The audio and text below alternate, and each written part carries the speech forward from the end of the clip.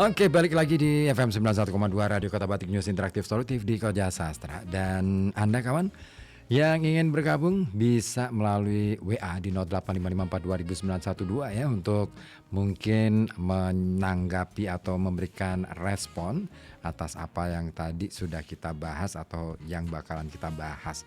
Nah, silakan yang mau bergabung bisa di sini ya.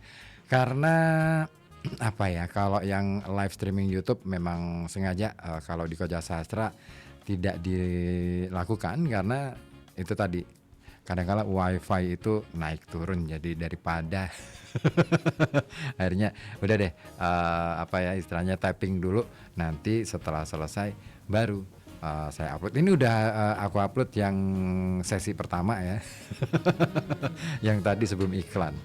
Baik, kita lanjut lagi nih obrolan kita bersama kawan-kawan dari PBSI Unikal. Ada Anas, Dini, Intan, dan Alat Balkis. Ampun, aku kalau nyebutin nama Balkis tuh aku kayaknya pernah ketemu deh. Di mana, guys? Kita Balkis pernah ketemu Pak Ribu juga di UIN Gus Dur.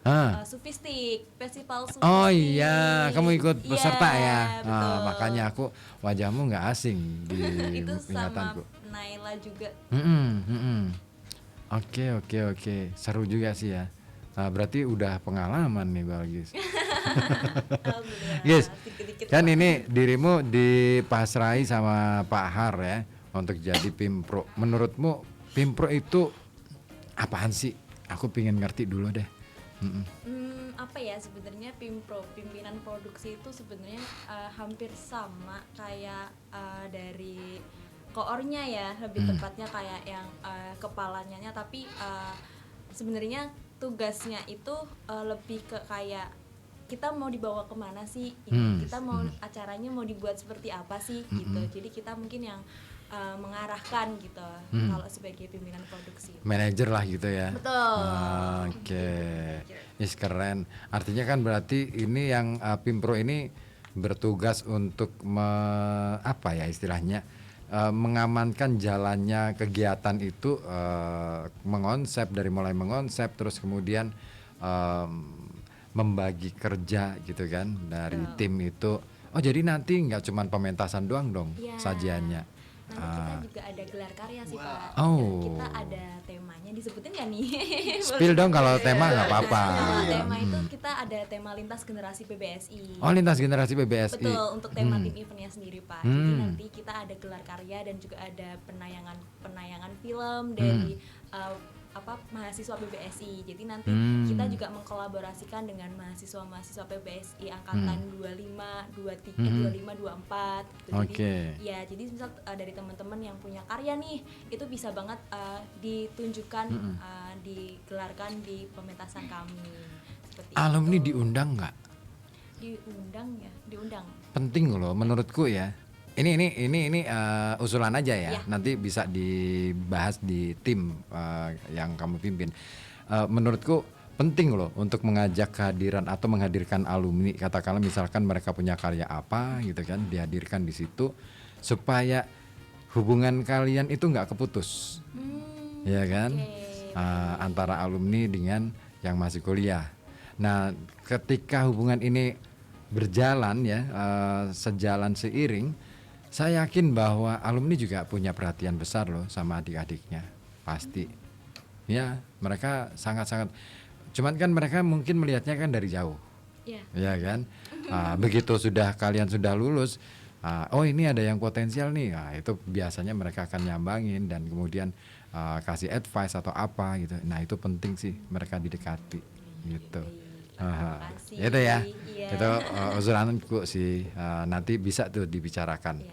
Katakan misalkan butuh dibicarakan sama Pak Ar, bicarakan aja nggak apa-apa. Sama Budina misalnya, kan kaprodinya Budina ya. Iya betul. Saya yakin itu pasti setuju deh.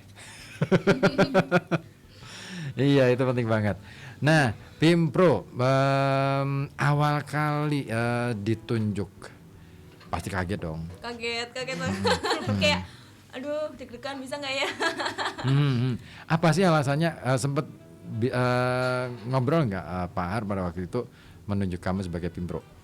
Oke, waktu waktu itu Balkis itu pernah ikut di salah satu latihan alam. Hmm, Nah, di situ pernah diajak lah sama Pak Hari itu kayaknya Balkis ini itu punya apa ya, kayak bisa memanage waktu yang gitu. Terus kemudian selain itu ini maaf bukannya Oh nggak apa-apa, nggak apa-apa. gitu. Terus kemudian kayak Balkis itu potensinya di sini-sini, kayak Pak Hari itu melihat kayak saya potensinya di sini. Kemudian padahal saya sendiri pun kurang yakin Pak dengan potensi diri sendiri gitu. Jadi coba ya Balkis ya jadi Pimpro kayak gitu. Siapa tahu bisa kayak gitu. Akhirnya ya udah, akhirnya saya yaudah Pak, Bismillah ya Pak ya, dibimbing ya Pak kayak gitu. Oh gitu. Awal Artinya mulanya. dilihat dari kemampuan leadership kamu Betul, gitu ya. leadership saya.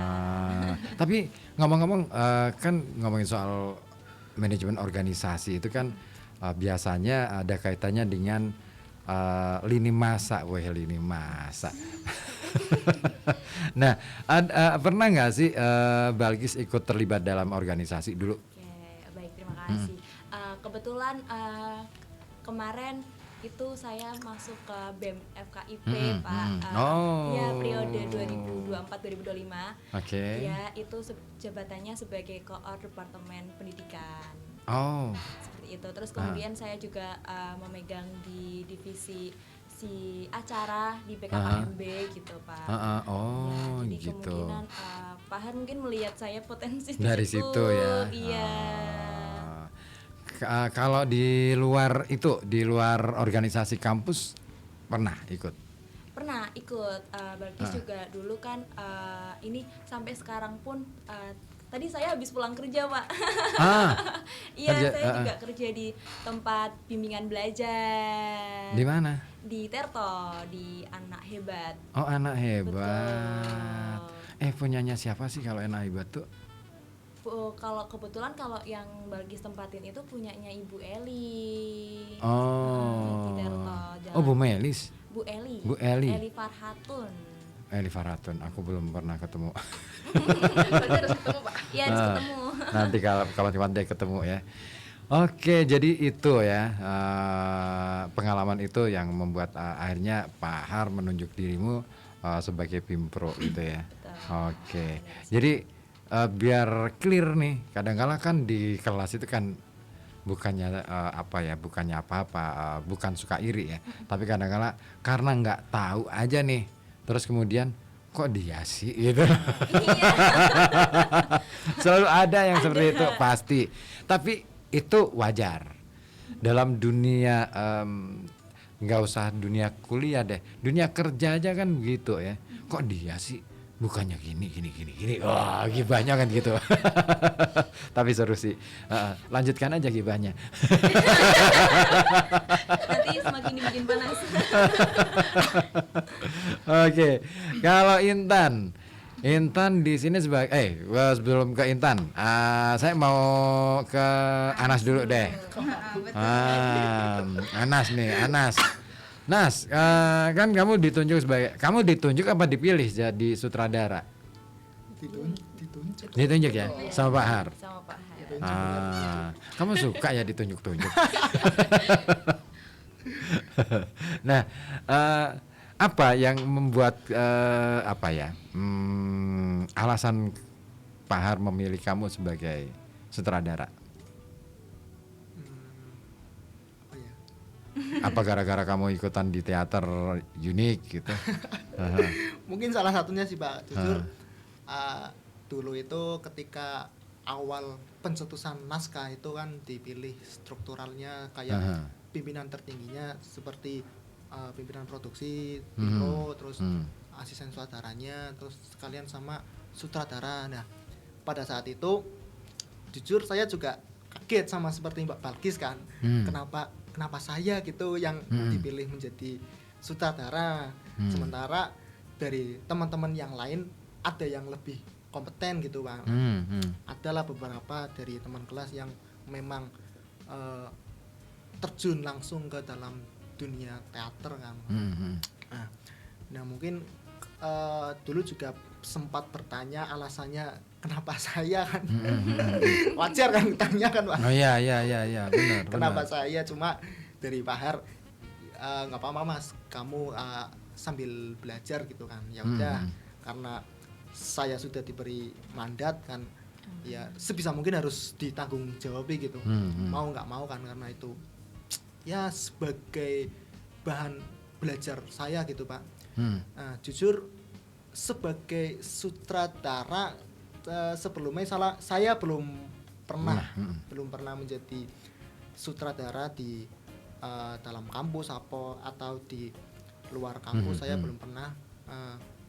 Baru kali ini saya menjadi seorang sutradara, makanya dalam proses awal sampai hari ini banyak sekali hal yang saya pribadi pelajari gitu Pak. Nah, terus mungkin karena dari aku sendiri kebetulan gabung di unit kegiatan mahasiswa teater unik ya, yang ada di Universitas Pekalongan. Nah, itu juga mungkin salah satu alasan dari Pak Haryanto memilih saya gitu. Gitu ya. Tapi pernah ikut produksi sebuah pementasan gitu sebelumnya? Oke, kalau saya sendiri ya, karena dulu waktu semester 3 itu saya menjadi seorang aktor.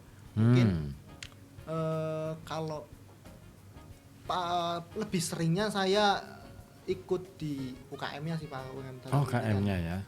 Ya, karena di sana pun tidak menjadi depan layar kan. Lebih sering ke belakang layar, kayak urusan tata panggung, tata suara, tata cahaya, terus make up dan kostum, lebih banyak di UKM-nya sih Pak. Oke. Nah, itu dia mungkin Pak Har akhirnya memilih dirimu gitu ya. Sebagai bahan belajar ya Pak. Ya, tapi menarik sih. Nah, ini sebagai sebagai wahana untuk belajar dirimu. Apa sih yang paling sulit menjadi seorang sutradara? Apa yang paling sulit menjadi seorang sutradara? Sebenarnya banyak sekali yang saya pribadi harus pelajari karena latar belakang saya yang belum pernah menjadi seorang sutradara mungkin. Nah, untuk kendala yang paling sulit itu satu, manajemen diri sendiri sih Pak. Jujur. Karena untuk memanajemen orang lain, kita harus paham mengenai manajemen diri sendiri sebelum kita mengatur kan, karena tugas pokok dari seorang sutradara itu mendirect teman-teman dari proses, dari aktor, dari artistik. Itu tugasnya mendirect dua tim tersebut. Nah, saya banyak sekali belajar sehingga berkesimpulan bahwasannya saya harus pandai-pandai untuk mengatur diri sendiri sebelum saya pribadi mengatur orang lain gitu. Misal tak kasih contoh kayak misal latihan, ya saya pribadi harus tepat waktu gitu. Kan lucu kalau misal saya latihan jam 3 tapi saya sendiri masih molor, masih nyampe. Kan lucu. Nah, itu sih yang saya banyak belajarnya dari atau jangan-jangan Pak Har itu menunjuk dirimu ya supaya kamu itu berlatih untuk disiplin itu. Mungkin jangan-jangan itu. Bisa jadi. Aku curiganya gitu. Mungkin sih. Nah, karena kan gini ya, ada Pak Mio yang mengatakan bahwa biasanya anak-anak yang tergabung dalam katakanlah kelompok teater ataupun entah itu dalam bentuk UKM ataupun komunitas itu cenderung agak lelet gitu loh. Kalau dalam hal urusan pekerjaan. Nah, aku mau nanya ke Pimpro dulu deh. Dia lelet nggak? Dia lelet nggak kalau ngurusi latihan dan lain sebagainya? Oke, mungkin Kalau untuk Mas Anas ini jadi sutradara Jojis Pak. Ah, Mantap. Dia apa namanya memberi contoh mungkin tapi kalau semisal dalam kelas ya Mas Anas ini kadang sering telat. Itu dia, Ya. itu dia. Kadang misal kita masuk 7:30 ya. Nah, Mas Anas itu baru masuk Jam 9. 15-20 menit setelahnya. Kira jam 9. Jam 9 kurang 5 gitu ya. Kuliah selesai itu. Oh gitu. Oke. Nah, asisten sutradara dulu deh, Intan. Apa ini? Sebagai asisten sutradara kan berarti harus setia mendampingi sutradara. Nah, dia ini nggak sih susah nggak sih didampingi gitu? Kalau buat dari awal sampai saat ini enggak sih Pak, malah Masih aman aja ya? aku ngelihat Anas itu ya malah apa ya, enak diajak komunikasi. Apa sih? Kamu kenapa sih Nas? Kamu ngerasa ini? Kamu jangan GR dong, santai aja. GR dia. Terus. Nanti habis ini jeleknya kita bicarakan. Biar nggak terbang tinggi banget gitu. Soalnya gini kan apa ya, kebetulan kan saya pernah kayak berdampingan dengan orang lain dalam melakukan sebuah proses kayak gitu Pak. Nah kalau saya melihat proses saya selama menjadi asisten sutradaranya Anas dengan sebelumnya dengan kegiatan lain itu ya lebih apa ya, lebih nyambung mungkin itu sama Anas. Nggak tahu itu karena emang udah ini tugasnya tanda-tanda nih Nas apa. kayaknya Nas. Enggak Pak, jangan kayak gitu. Oh, jangan ya? Beliau ini sudah memiliki Oh gitu. Sorry ya. Ini Dia tidak dalam bisa, maksud itu ya. betul. Dia bisa ya mengatur inilah mana yang menjadi Profesional ya? profesional banget, betul. Tadi yang bilang Mbak Oke. Balkis, Jojis, Mas Anas, jadi saya tinggal menyesuaikan aja. Mungkin kalau buat latihan-latihan Dia salting tau. Enggak. Dia galak nggak sih kalau pas nyutradarain teman-teman pas latihan itu? Galak nggak pas itu? jujur kalau dibilang galak enggak, lebih galaan saya. Tapi benar. Kalau sutradara nggak galak, asisten yang harus galak. Tim pro lebih galak lagi. Betul banget. Harus. Karena gimana ya? Ada cerita ya. Saya mau cerita dulu nih. Mungkin teman-teman nggak pernah dengar cerita yang satu ini. Ada seorang sutradara film namanya Teguh Karya. Sudah almarhum sih. Beliau itu karena dulu itu kan film itu kan nggak pakai, kalau sekarang kan digital enak ya. Dulu itu raw film. Jadi motong 1 senti saja itu harganya jutaan gitu, ratusan juta gitu. Nah maka dia itu kalau nyutradara itu tegas. Jadi ini menurut penuturan Mbak Christine Hakim. Jadi kalau misalkan aktor itu salah, dan juga Slamet Raharjo yang pernah bekerja sama dengan Teguh Karya. Nah itu satu kali dia salah ngucap aja, dan itu atau ekspresi aja deh, ekspresinya nggak dapet, marah besar dia. Dan nggak cuman marah lewat kata-kata, itu kursi lipat yang biasa buat duduk sutradara diambil, dia berdiri diambil terus dilempar. Itu dilempar ke aktornya. Ya sebenarnya itu acting aja sih. Artinya dia nggak mungkin nyakitin aktornya juga kali ya. Cuman kan seolah-olah mau ngenain dia, tapi dia tahu arahnya kemana gitu kan. Nah itu sampai segitunya karena berpikir bahwa kamu kerja harus serius gitu loh. Ini produksi besar, ini sesuatu yang, jadi orang teater yang tegas kayak gitu tuh keren sih, menurutku keren karena mereka ini memahami bahwa ketika sebuah pertunjukan itu mau disajikan kepada audien, itu artinya kita harus memberikan pertunjukan yang terbaik, acting yang terbaik. Jangan sampai kemudian penonton itu pulang nggak membawa apa-apa, kecuali saya nonton. Gitu aja. Nah, harus ada cerita setelah itu gitu loh. Nah, itu yang namanya pementasan yang sukses itu seperti itu. Nah, makanya penting banget asisten sutradara. Kalau sutradaranya nggak galak, asistennya yang galak. Ini untuk pembagiannya itu lebih ini sih Pak. Kalau Anas kan dia kebagi ya Pak, harus ngurus aktornya juga, tim dari belakang layarnya juga. Artistik Jadi ya. kan, kalau saya sendiri itu lebih membantu menegaskan aja kayak teman-teman yang emang lelet dalam bekerja atau kayak molor-molor nanti kayak gitu, lebih menegaskan karena mungkin kan dalam proses ini kan lebih banyak ceweknya. Oh iya ya. Kalau misalkan Anas yang ngomong mungkin dari cowok kan nggak didengar, nggak digubris gitu. Oh gitu Nas. Jadi membantu saja Pak, saling Sabar ya, membantu Anas ya. ya gitu. Kamu nggak dianggap Nas. Aduh, tapi bener loh. Apa ya?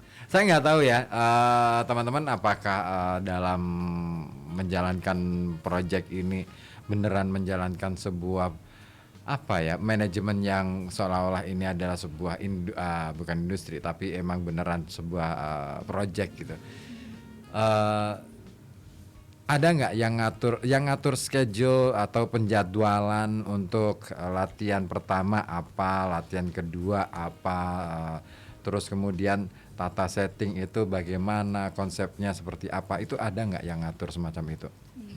Kalau untuk penjadwalan itu bagi dua dengan Anas. Kalau Anas emang untuk tata panggung, kelola panggung dan aktornya. Kalau saya sendiri untuk jadwalnya kayak gitu Pak. Jadi misalkan kita kan dari awal udah buat jadwal nih, setiap hari ini latihan, terus latihan awal itu ngapain, sampai jam berapa kayak gitu. Jadi saya lebih mengingatkan lagi biar efisiensi waktunya itu nggak molor-molor. Jadi aktor pun dan tim belakang layar pun bekerja sesuai waktu yang udah ditentuin gitu loh. Jadi sama-sama, kalau capek ya capek, kalau udah selesai ya udah selesai gitu. Gitu. Tuh Nas. Dengerin Nas lagi. Itu kayaknya suara hati seorang asisten sutradara. Terima kasih. Kayak terpaksa. Itu nggak tulus banget sih, itu tulus. Aduh, aku ngerasain ya dengan cerita kalian ini aku ngerasain betapa asik banget ya vibes-nya kayaknya ya. Sayang aku nggak pernah bisa hadir di situ ya. Pingin sih sebenarnya hadir. Kapan sih kalian latihan biasanya? Kebetulan hari ini nggak latihan Pak, tapi besok itu ada latihan alam di Tombo. Nanti Ya kita ampun, jauh amat. Ngapain juga jauh-jauh? Latihan alam deketan aja. Menenangkan diri di rumah aja, tenang tuh. Sambil kan itu Kak Pak, kan kita Jalan-jalan. Sebenarnya sih itu jalan-jalan. latihan alam. Betul. Latihan alam itu alasan aja sih. Dalamnya tuh ada jalan-jalan. Detailnya adalah jalan-jalan. Itu Bahar ya. Makanya Pak jangan ini. Jangan dong. Maaf ya Pak.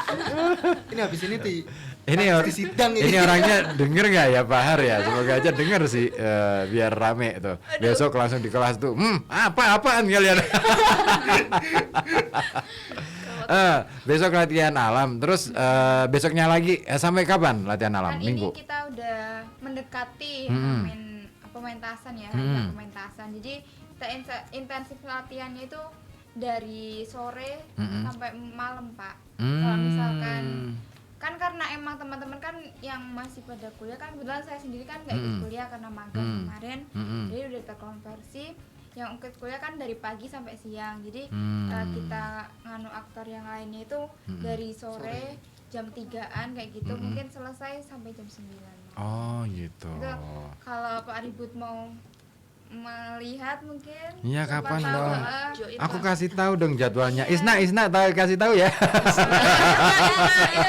Ayo Is. Catat ya Isna ya.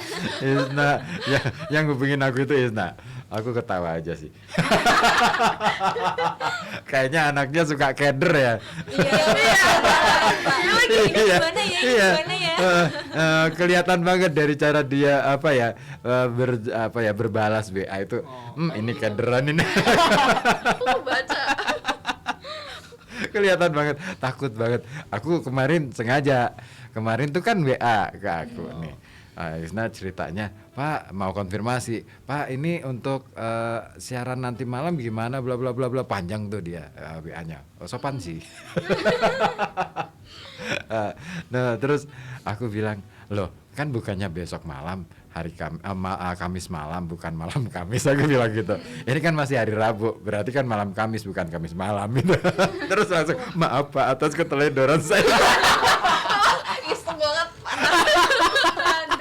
Aku kalau ngisengin anak gitu. Tau gak sih Isna tuh bilang, ih Balkis aku salah. Ini gimana dong Balkis responnya? Enggak apa-apa. Aku sama Salsa gitu ngomong, Sa, itu temanmu yang namanya Isna itu gimana sih anaknya? Ya gini Pak. Oh iya pantes sih. Isna, kamu digibain nih. Maaf ya Isna. Terima kasih. Terima kasih sama Pak Ribut. Tapi bahan-gibahan.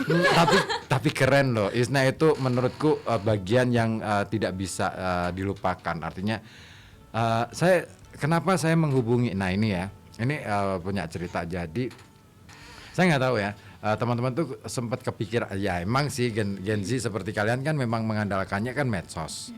Ya kan, lupa bahwa ada media mainstream, ya kan. Padahal untuk menjaring audien yang lebih banyak, media mainstream juga perlu loh dilibatkan.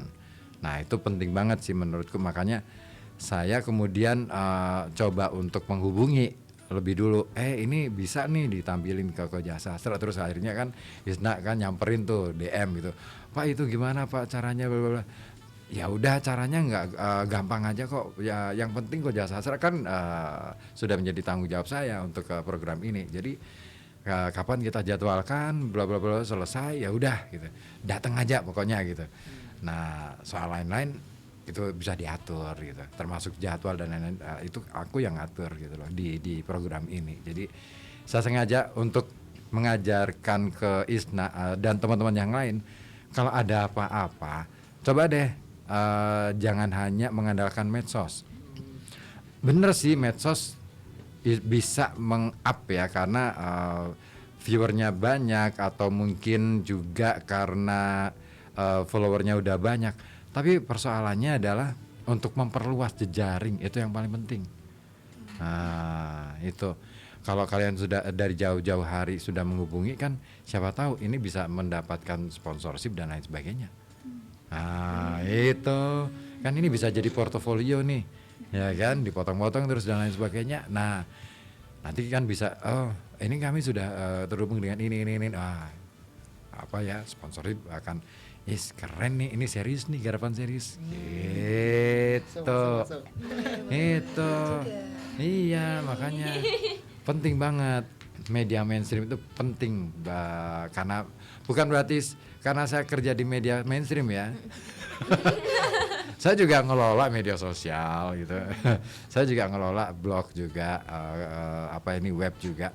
Bahkan juga ikutan jadi writer content writernya di beberapa media gitu kan, dan itu penting.